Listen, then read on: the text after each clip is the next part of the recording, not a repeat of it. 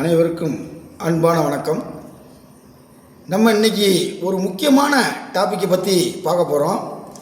அதாவது ஜோதிட சாஸ்திரத்தில் லக்கண சுவர்கள், லக்கண பாவர்கள், லக்கண யோகர்கள், லக்கண மாரகாதிபதி, லக்கண பாதகாதிபதி அப்படின்னு சொல்லி நம்ம ஜோதிடத்தில் பல பிரிவுகளாக பிரித்து வச்சுருக்காங்க. அது ஒவ்வொருத்தருக்கும் அந்த பாதகாதிபதி மாறுவார். சரராசி, ஸ்திரராசி, உபயராசி அப்படின்னு சொல்லி 3 வகையான ராசிகளை நம் முன்னோர்கள் பிரித்து வச்சுருக்காங்க. அந்த அடிப்படையில் இன்னைக்கு நம்ம பார்க்கக்கூடிய தலைப்பு பாதகாதிபதியை பற்றி நம்ம இன்னைக்கு பார்க்க போகிறோம். பாதகாதிபதி என்றைக்குமே ஆட்சி உச்சம் பெற்று வலுப்பெறக்கூடாது, வலு இழக்க வேண்டும். இப்போ பாதகாதிபதி நீசமானால் அது ஒரு ராஜயோகம். பாதகாதிபதி உச்சம் பெற்றாலோ ஆட்சி பெற்றாலோ பாதகத்தை அதிகமாக செய்வார் அப்படின்னு பேர். அப்போ பாதகாதிபதி யார் யாருக்கு என்னென்ன கிரகங்கள் வருகிறது, அது எப்படி செயல்படும் என்பதை பற்றி இந்த வீடியோவில் தெளிவாக உங்களுக்கு நான் விளக்கம் தரப்போகிறேன். வாங்க நம்ம இப்போ வீடியோக்குள்ளே போவோம்.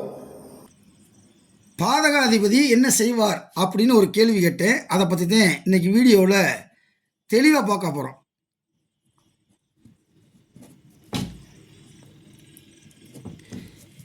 அவர் அந்த திசை நடக்கும்போது தடைகளை தருவார், எதிர்ப்புகளை தருவார், ஏமாற்றங்களை தருவார். அதாவது சுருக்கமாக சொல்லணும்னா தடை செய்யும் அதிபதி என்று பெயர். ஓகேவா? நான் சொன்னது மாதிரி பாதகாதிபதி ஆட்சி உச்சம் பெற்று வலுப்பெறக்கூடாது.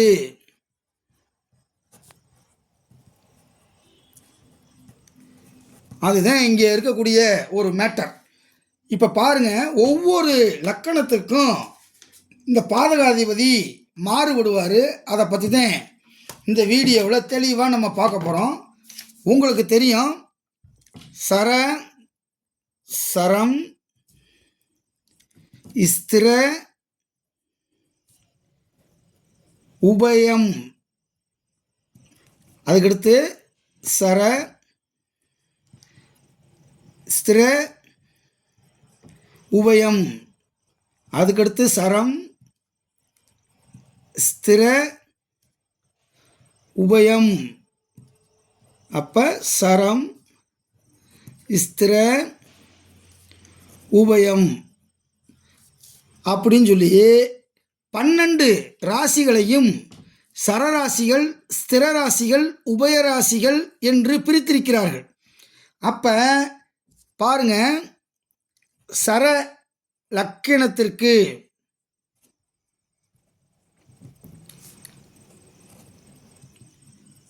சர லக்கணங்கள்னா என்னென்ன பாருங்க.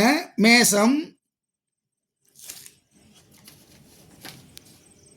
சரத்துக்கு மேசம், கடகம், துலாம், மகரம், இது பூராமே சரலக்கணங்கள். நான் உங்களுக்கு தெளிவாகவே எழுதிடுறேன், ஏன்னா நிறைய பேர் குறிப்பு எடுக்கிறீங்க, அதனால் உங்களுக்கு எளிமையாக இருக்கும்னு நினைக்கிறேன். அதனால் கொஞ்சம் விரிவாகவே இந்த வீடியோவை பார்ப்போம். அப்போ இங்கே இந்த இடத்த நீங்கள் சரம், ஸ்திரம், உபயம் இந்த 3 மட்டும் ஞாபகத்தில் வச்சுக்கிட்டா போதும். அதை அப்படியே வரிசையாக போட்டுடலாம். சரராசி, ஸ்திரராசி, உபயராசி அப்படியே வரும். அப்போ சரராசியை மட்டும் நான் தனியாக எடுத்து எழுதியிருக்கேன். மேசம், கடகம், துலாம், மகரம், இந்த 4 ராசிகளுக்கும் 11ஆம் அதிபதியே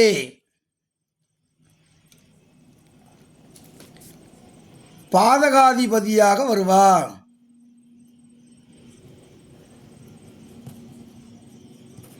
பார்த்துக்குங்க, 11ஆம் அதிபதி யார் அப்படின்றத நான் விரிவாக சொல்கிறேன். இப்போ நீங்கள் சரராசிக்கு யார்? 11ஆம் அதிபதி பாதகாதிபதி. அதுக்கடுத்து சிரராசி. சிரம் என்பது பாருங்க, ரிஷபம், சிம்மம், விருச்சிகம், கும்பம், இந்த நான்குமே சிரராசிகள். சிர லக்கணங்கள்னு வச்சுக்கோங்க, ராசின்னு வைக்க வேணாம், லக்கணங்கள். லக்கணமாக தான் பார்க்கணும், சந்திரனை பார்க்கக்கூடாது. ஓகேவா? இப்போ பாருங்கள், எழுதுகிறேன். 1 ரிஷபம், 2 சிம்மம், 3 விருச்சிகம், 4 கும்பம். அதாவது இங்கே நான் எழுதுனது தான் நான் அங்கே தனியாக எடுத்து சொல்லியிருக்கேன். ஓகேவா? அதுக்கடுத்து உபய ராசிகள். உபய ராசினா உபய லக்கணம் அப்படின்னு வச்சுக்கோங்க. அப்போ மீதி இருக்கக்கூடிய 4 உபயத்தில் வந்துடும். 4 மூலை உபயம், 4 மூலை உபய ராசிகள். அப்போ மிதுனம், கன்னி, தனுசு, மீனம், இவங்களுக்கு 7ஆம் அதிபதி. 7ஆம் அதிபதி யார் வராரோ அவர் பாதகாதிபதி. இப்போ சிரராசிக்கு நான் சொல்லாம விட்டுட்டேன், இதுக்கு 9ஆம் அதிபதியே பாதகாதிபதி. அதாவது 9ஆம் அதிபதி யார்? பாக்கியாதிபதியே பாதகாதிபதியாக வரக்கூடியவர் அப்படின்னு அர்த்தம். ஓகேவா? இதுதான் இந்த 4ஐயும் நீங்கள் தெரிஞ்சுக்கிறணும். அப்போ இப்போ பாருங்கள், லக்கினங்கள். அப்போ மேசத்துக்கு, மேசம் என்பது என்ன ராசி? சரராசி. சரம். அதுக்கு இங்கிருந்து பாருங்கள் யார் வர்றான்னு, 1 2 3 4 5 6 7 8 9 10 11. அப்போ மேசராசிக்கு 11ஆம் அதிபதி பாதகாதிபதி. அவர் யார் அப்படின்னா சனி என்பது. ஓகேவா? அடுத்து ரிஷப ராசிக்கு, அதாவது சிரராசி. ரிஷபத்துக்கு என்னது? ஸ்திரம். இந்த ஸ்திரத்துக்கு யார்? 9ஆம் அதிபதியே பாதகாதிபதி. அப்போ ஸ்திரத்துக்கு எடுத்துக்கங்க, இங்கே எடுத்துங்க. ஸ்திரம் இருக்குது 1 2 3 4 5 6 7 8 9. அப்போ இவருக்கு என்ன வந்துடுது? ரிஷபத்துக்கும் சனி பகவானே பாதகாதிபதி. 9ஆம் அதிபதி பாதகாதிபதியாக வருவார். ஆனால் இவர் 9க்கும் 10க்கும் உரியவர். இவர் தான் யோகரும், இவர் தான் பாதகாதிபதி, இவர் தான் யோகரும், இவர் தான் யோகத்துக்கு உரிய கிரகமும் சனி தான். அப்போ நல்ல ஸ்தானத்தில் சனி இருக்க வேண்டிய இடத்துல இருந்துச்சுன்னா அது யோகத்தை தரும். அதுக்கடுத்து மிதுனம். மிதுனத்தை நான் என்ன சொன்னேன்? இங்கே பாருங்க, மிதுனம் உபய ராசி, உபயம். அப்போ உபயத்துக்கு எத்தனாவது லக்கணத்திலேருந்து எத்தனாவது ஆள் பாதகாதிபதி? 7ஆவது ஆள். பாருங்கள், உபயம். மிதுனத்தை எடுத்துக்கிடுவோம். 1 2 3 4 5 6 7. அப்போ குருவே பாதகாதிபதியாக வருகிறார். 7க்குரிய குரு பாதகாதிபதி. அதுக்கடுத்து கடகம். கடகம் பாருங்க, கடகம் எங்கே இருக்கு? சரராசி. அப்போ சரராசிக்கு 9ஆம் அதிபதி யார்? பாருங்க, கடகத்துக்கு 11ஆம் அதிபதி. கடகத்துக்கு 11ஆம் அதிபதி பாதகாதிபதி. கடகம் இங்கே இருக்கு. 1 2 3 4 5 6 7 8 9 10 11. அப்போ சுக்கிரன். அப்போ கடகம் என்பது எந்த வகையை சேர்ந்தது?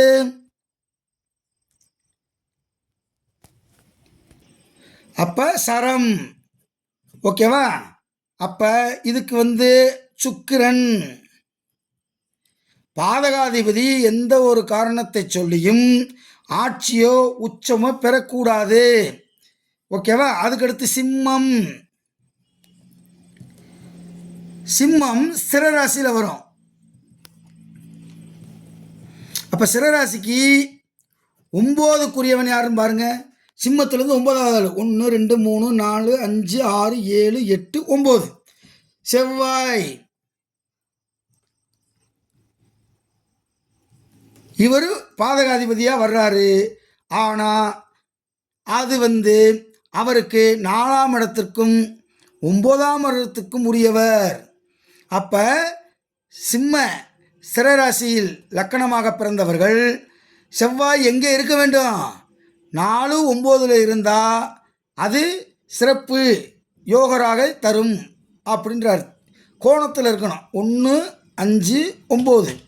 அப்போ இந்த கோணத்தில் இருந்தால் சிறப்பு என்று புலிப்பாணி சித்தர் சொல்கிறார். புரியுதா? அதுக்கடுத்து வாங்க துலாம். துலாம் எங்கே இருக்கு? சரராசி.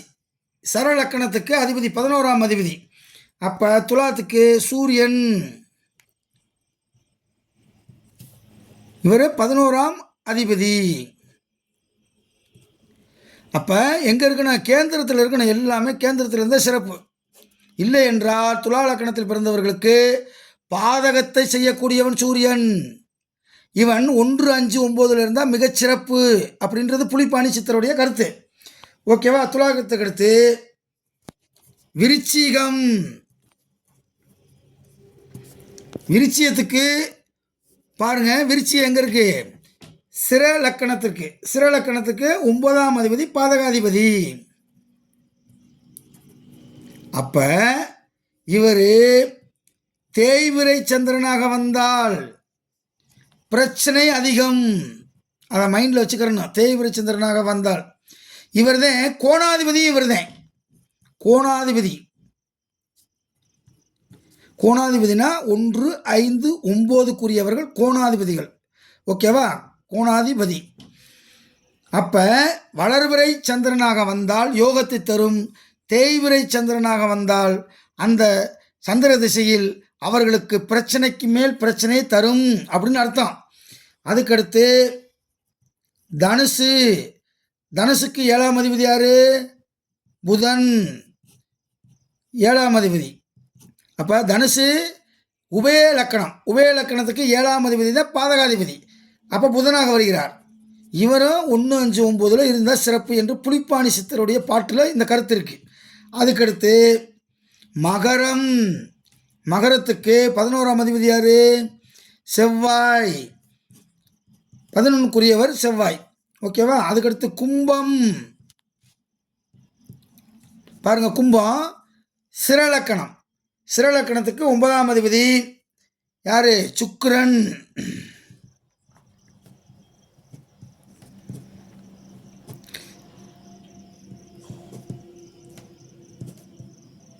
பாதகாதிபதி அவர்தான், பாக்கியாதிபதி அவர்தான்.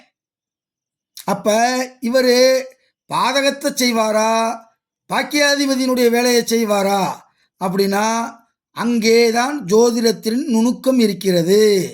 அதை அடுத்த வீடியோவில் நான் தெளிவாக போடுறேன். ஓகேவா? அதுக்கடுத்து மீனம்.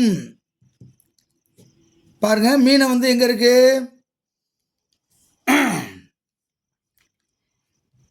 உபயம். உபயத்தில் இருக்கு. அப்போ 7ஆம் இடம். அப்போ யார்? புதன். அப்போ பாதகாதிபதி யார் என்பதை நீங்கள் பயிற்சி எடுத்தால் நிச்சயம் ஈஸியாக மனசில் வச்சுக்கிடலாம். இப்போ நம்ம அடிப்படை ஜோதிட வகுப்பு நடந்து கொண்டு இருக்கிறது.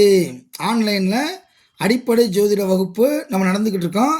அதனால் விருப்பமானவங்க நீங்கள் தொடர்பு கொள்ளுங்கள். அதுக்கடுத்து அடிப்படை முடித்தவங்களுக்கு உயர்நிலை ஜோதிட வகுப்பு இதுவும் ஆன்லைனில் ஒவ்வொரு சனி ஞாயிறு நடந்துக்கிட்டு இருக்கு. அதுக்கடுத்து 100 கேள்விகளுக்கு எப்படி விடை கண்டுபிடிப்பது அப்படின்னு சொல்லி இது முதுகலை. இது படிச்சுட்டா போதும், நீங்கள் ஜோதிடத்தில் மிகப்பெரிய ஒரு மனிதராக வரலாம். அவ்வளோ விஷயங்கள் இந்த 100 கேள்விக்கு விடை கண்டுபிடித்தல் இருக்குது. ஆகவே விருப்பமானவங்க இந்த நம்பருக்கு நீங்கள் தொடர்பு கொண்டு உங்களுடைய ஜோதிட ஞானத்தை வளர்த்து கொள்ளுங்கள். ஜாதகம் பார்க்கணும் அப்படின்னாலும் இந்த நம்பருக்கு நீங்கள் தொடர்பு கொள்ளுங்கள் என்று சொல்லி நன்றி கூறி விடைபெறுகிறேன்.